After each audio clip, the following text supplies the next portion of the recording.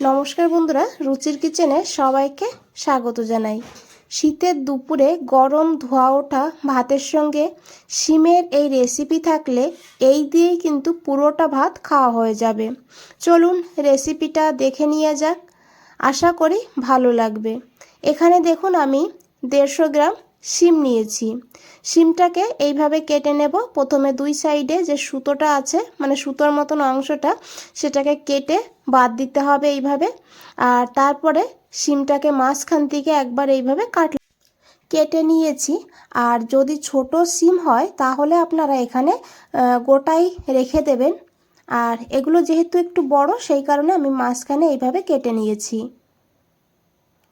তো দেখুন সবগুলোকে কেটে নিয়েছি, আর এখন এগুলোকে খুব ভালো করে ধুয়ে নিতে হবে। এখানে বন্ধুরা আমি নিয়েছি মিডিয়াম সাইজের একটা আলু। আলুটাকেও একটু লম্বা করে আর একটু পাতলা করে কেটে নিতে হবে। এখানে শিম আর আলুটাকে ভালো করে ধুয়ে একটা প্লেটের মধ্যে নিয়েছি। আর দেখুন সবজিগুলো কিভাবে কেটেছি।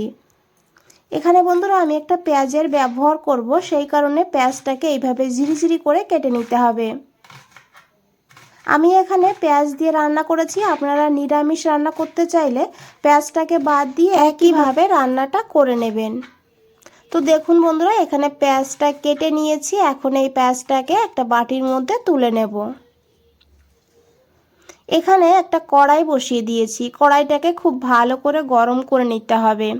তারপরে এখানে দিয়ে দিতে হবে সর্ষের তেল। আমি রান্নাটা সর্ষের তেলে করেছি, তবে সর্ষের তেলেই করবেন, তাহলে স্বাদটা বেশি ভালো হবে। 2 চামচ তেল দিয়েছি অল্প করে লবণ, আর দিয়েছি অল্প করে হলুদের গুঁড়ো। এখন দিয়ে দিতে হবে এখানে কেটে রাখা আলু। আলুটাকে 2 মিনিট ভালো করে ভেজে নেব।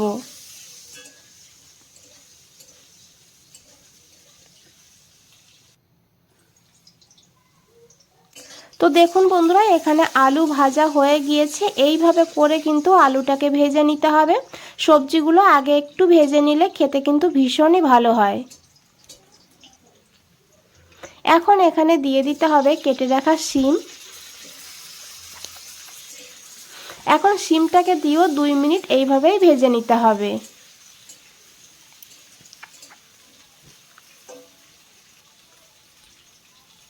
তো দেখুন বন্ধুরা, এখানে শিমটাও ভাজা হয়ে গিয়েছে।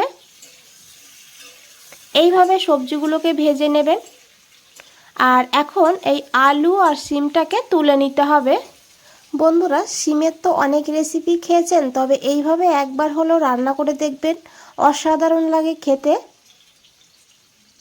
আর এই রেসিপিটা রুটির সঙ্গেও কিন্তু খেতে ভীষণই ভালো লাগে। তো দেখুন এখানে আমি সবজিগুলোকে তুলে নিয়েছি।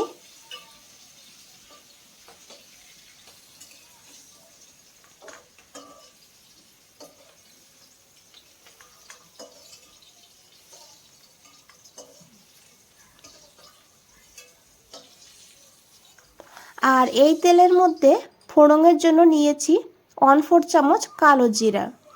এখন কালো জিরাটাকে ভালো করে একটু ভেজে নেব।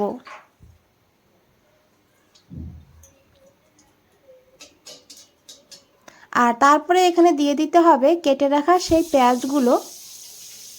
এখন পেঁয়াজটাকে হালকা গোল্ডেন ব্রাউন করে ভেজে নিতে হবে। এতে পেঁয়াজের কাঁচা গন্ধটাও চলে যাবে আর পেঁয়াজটা ভালো করে ভাজা হবে। তো দেখুন বন্ধুরা, এখানে পেঁয়াজ ভাজা হয়ে গিয়েছে। এখন এখানে দিয়েছি পরিমাণ মতন লবণ, তবে লবণটা একটু কম দিতে হবে, কারণ শিম আলু ভাজার সময় লবণ দিয়েছিলাম, আবার এখানে একটা মশলা করেছি সেখানেও লবণ দিয়েছিলাম, সেই বুঝে লবণটা এখানে দিতে হবে। দিয়েছি 1/4 চামচ হলুদের গুঁড়ো, 1/4 চামচ কাশ্মীরি লঙ্কার গুঁড়ো। এতে কিন্তু কালারটা ভালো হবে, ঝাল হবে না। আপনারা যদি কাশ্মীরি লঙ্কার গুঁড়ো দিতে না চান, না দিয়েও রান্নাটা করতে পারেন। খুব ভালো করে মিশিয়ে নিয়েছি। এই সময় গ্যাসের ফ্লেমটা একদম লোতে করে দিতে হবে যখন গুঁড়ো মশলাটা দিতে হবে। তারপরে দেখুন বন্ধুরা, এখানে একটা মশলা দিয়েছি। তো মশলাটা কিভাবে বানিয়েছি আমি দেখিয়ে দেবো। মশলার জার ধুয়ে অল্প করে একটু জল দিয়েছি, আর এখন 2-3 মিনিট ভালো করে মশলাটাকে কষিয়ে নেব, যত সময় না এই মশলার থেকে তেল আলাদা হয়ে যাচ্ছে। তো দেখুন প্রায় 3 মিনিট আমি মশলাটাকে কষিয়ে নিয়েছি মিডিয়াম ফ্লেমে। আর মশলার কালারটা কত সুন্দর হয়েছে, আর তেলও কিন্তু ছেড়ে দিয়েছে। এখন এখানে দিয়ে দিতে হবে ভেজে রাখা আলু শিম। এখন মশলার সঙ্গে আলু ও শিমটাকে ভালো করে এইভাবে কিছু সময় কষিয়ে নিতে হবে।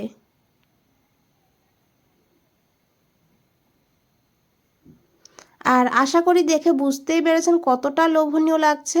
এটা কিন্তু খেতে অসাধারণ হয়। তো দেখুন খুব ভালো করে কষিয়ে নিয়েছি।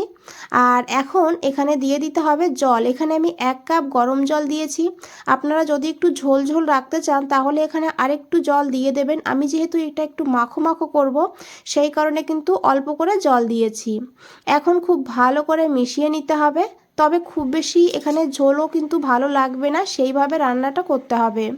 দিয়েছি 2টো কাঁচা লঙ্কা। এখন ঢাকা দিয়ে 5 মিনিট রান্না করব। এখানে বন্ধুরা দেখুন আমি কিভাবে মশলাটা বানিয়েছি একটু দেখিয়ে দেব। নিয়েছি 1 চামচ পোস্ত, 1 চামচ সাদা সর্ষে, 2টো কাজু বাদাম। কাজু বাদাম আপনারা দিতে না চাইলে না দিয়েও করতে পারে রান্নাটা, তবে দিলে খেতে ভালো হবে। একটু লবণ দিয়েছি, তারপরে শুকনো অবস্থায় মশলাটাকে প্রথমে এইভাবে গুঁড়ো করে নিয়েছি, যেহেতু অল্প মশলা সেই কারণে। আপনারা চাইলে শিলনোড়াতেও বেটে নিতে পারেন। দিয়েছি 1টা কাঁচা লঙ্কা, তবে ঝাল আপনারা বাড়িয়ে কমিয়ে নিতে পারেন এখানে। আর তার সঙ্গে একটু জল দিয়ে একদম মিহি করে মশলাটাকে বানিয়ে দিয়ে দিয়েছিলাম। এখানে দেখুন 5 মিনিট হয়ে গিয়েছে, ঢাকনাটা খুলে নিয়েছি। এখন একবার খুব ভালো করে মিশিয়ে নিতে হবে। আলুও কিন্তু ভালোভাবে এখানে সিদ্ধ হয়ে গিয়েছে দেখুন। আর আশা করি দেখে বুঝতেই পেরেছেন কতটা লোভনীয় লাগছে। তো বন্ধুরা এখানে আমি অল্প করে একটু চিনি দিয়েছি, টেস্টটা সুন্দরভাবে ব্যালেন্স হবে। আপনারা চিনি না দিতে চাইলে না দিয়েও রান্নাটা করতে পারেন। চিনি দিয়ে খুব ভালো করে মিশিয়ে নিয়েছি, তারপর একটু ধনেপাতা দিয়েছি, দিয়ে খুব ভালো করে মিশিয়ে গ্যাসটা বন্ধ করে 5 মিনিট রেখে দেবো এইভাবে। বন্ধুরা একটা কথা বলে রাখি, যদি রেসিপিটা ভালো লাগে অবশ্যই একটা লাইক করে দেবেন, চ্যানেলটাকে সাবস্ক্রাইব করে পাশে থাকবেন, ফেসবুক থেকে দেখলে পেজটাকে ফলো করে দেবেন। তো দেখুন রান্নাটা একদমই কমপ্লিট হয়ে গিয়েছে। আর একবার হলো এইভাবে বানিয়ে দেখুন, তারপর আমাকে কমেন্টসে জানান কেমন লেগেছে আপনাদের। বন্ধুরা আজ তাহলে এই পর্যন্তই, ফিরে আসছি নতুন কোনো রেসিপি নিয়ে। ভালো থাকবেন, সুস্থ থাকবেন। সবাইকে অনেক অনেক ধন্যবাদ এত সময় ধৈর্য ধরে রেসিপিটা দেখার জন্য।